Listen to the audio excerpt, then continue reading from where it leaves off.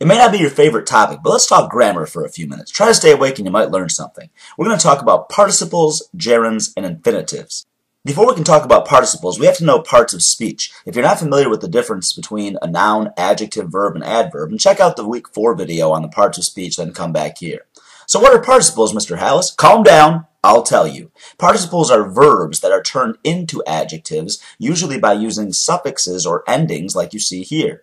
There are past and present tenses for these participles. So for example, the word rise is a verb, right? When you rise out of bed in the morning, you're doing something, so it must be a verb.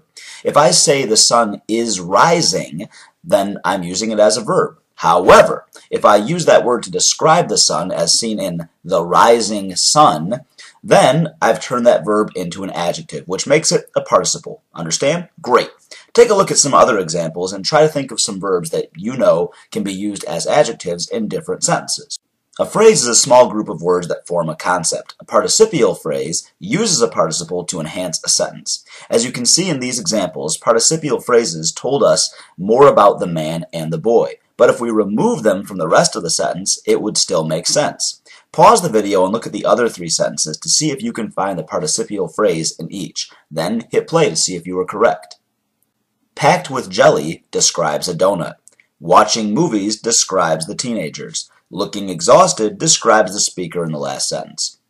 Enough of that. Let's talk gerunds. Gerunds end in ing and can be used as an adjective or a verb. So, you guessed it, an ing ending verb used as an adjective is both a gerund and a participle.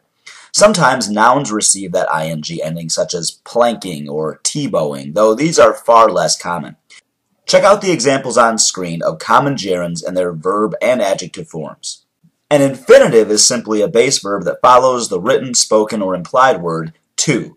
See the examples on screen of verbs and their gerund and infinitive forms. See you next time.